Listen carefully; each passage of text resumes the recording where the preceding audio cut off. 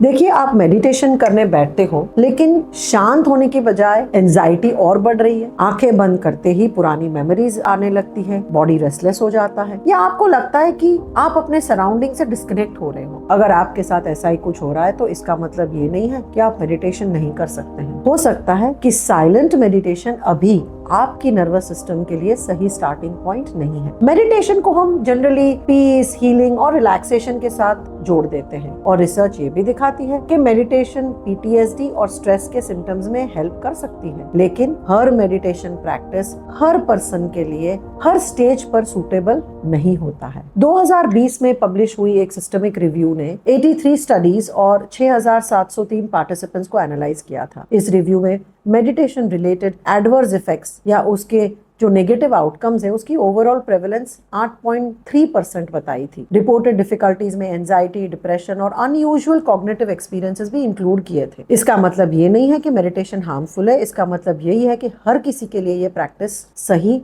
नहीं है, और ये प्रैक्टिस हर पर्सन की मेंटल हेल्थ, ट्रॉमा हिस्ट्री और करंट नर्वस सिस्टम की कैपेसिटी को ध्यान में रखते हुए चूज करनी चाहिए। चाइल्डहुड ट्रॉमा या कॉम्प्लेक्स पीटीएसडी में आपकी nervous system already survival mode में रह सकती है। जब आप सारे एक्सटर्नल डिस्ट्रैक्शंस बंद करते एक लंबी साइलेंस मेडिटेशन में बैठते हो तो अंदर जो भी दबा हुआ शेम, फियर, दुख, डर, ग्रीफ, ट्रॉमेटिक मेमोरी अचानक बाहर आ जाती है। आपको लगता है कि मैं शांति महसूस करूंगा, पर आपका बॉडी एकदम पैनिक, नमनेस या कंफ्यूजन में चला जाता है, इमोशनल फ्लडिंग हो जाती है। हमारी upcoming book what's wrong with me versus what happened to me, Indian perspectives on childhood trauma and recovery में हमने बहुत क्लियरली बताया है कि किस तरह से साइलेंट मेडिटेशन हर किसी के लिए सही शायद नहीं है। महिमा का एक केस बताया है जो एक मेडिटेशन रिट्रीट के बाद हमारे पास आई थी। रिट्रीट के दौरान उसने कुछ अपलिफ्टिंग एक्सपीरियंसेस तो हुए ही थे, अच्छे एक्सपीरियंसेस जरूर हुए थे, लेकिन कहीं ना कहीं उसके इंटेंस इमोशनल रिएक्शंस बाहर आए और उसको बहुत ओवरवेलमिंग लगा। वो मेडिटेशन रिट्रीट के बाद वो ज्यादा डिस्टर्ब होके आई, ज्यादा परेशान होके आई। प्रैक्टिस ने उस पेन को एक्टिवेट कर दिया था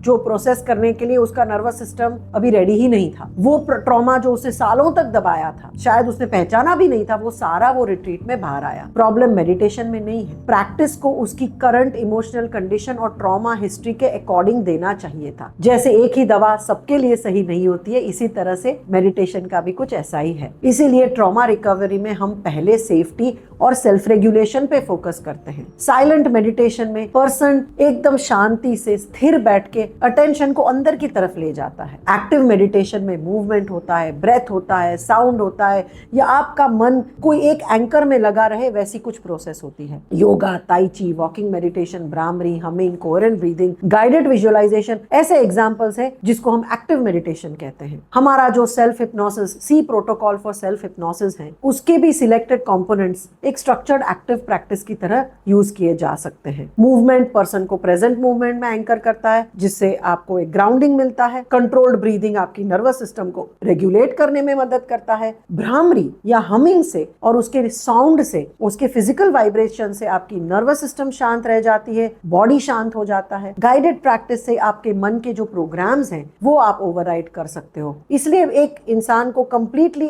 अनस्ट्रक्चर्ड साइलेंस मेडिटेशन में अकेले नहीं छोड़ा जाता है। खास करके अगर वो इंसान को सीवियर डिप्रेशन है या बहुत सीवियर ट्रॉमा हिस्ट्री है तो उसको कभी भी अकेले चुपचाप साइलेंट मेडिटेशन नहीं करना चाहिए। एक्टिव मेडिटेशन हर ट्रॉमा सर्वाइवर के लिए ऑटोमेटिकली साइलेंट मेडिटेशन से 100% बेटर है। कई लोगों के लिए ये ज्यादा सेफ भी है और मोर मैनेजेबल स्टार्टिंग पॉइंट दे सकता है। अगर आप 5 मिनट के लिए भी साइलेंट मेडिटेशन कंफर्टेबली कर पाते हो तो आप वहीं से ग्रेजुअली कर सकते हो। लेकिन प्रैक्टिस के बाद panic, dissociation, overwhelming, severe anxiety, या आपका बॉडी एकदम स्ट्रेस में चला जाता है, कंफ्यूजन हो जाता है, तो ये रिएक्शन को इग्नोर मत करो। ये आपकी बॉडी की साइन है कि आपको साइलेंट मेडिटेशन सूट नहीं करता है, आप अभी उसके लिए रेडी नहीं हो। प्रैक्टिस पॉज कीजिए और जरूरत हो तो trauma informed mental health professional की हेल्प लीजिए। सीवियर डिप्रेशन, साइकोसिस, डिसोसिएशन या अनरिजॉल्व चाइल्डहुड ट्रॉमा के केसेस में साइलेंट मेडिटेशन हम कभी नहीं प्रिस्क्राइब करते हैं, ये उनके लिए बिल्कुल सूटेबल स्टार्टिंग पॉइंट नहीं है। ट्रॉमा रिकवरी में इंपॉर्टेंट ये नहीं है कि आप कितनी देर मेडिटेट कर सकते हो, इंपॉर्टेंट ये है कि प्रैक्टिस के दौरान और उसके बाद आपकी नर्वस सिस्टम किस तरह से रिस्पॉन्ड करती है। हमारी upcoming book what's wrong with me versus what happened to me, Indian perspectives on childhood trauma and recovery, जो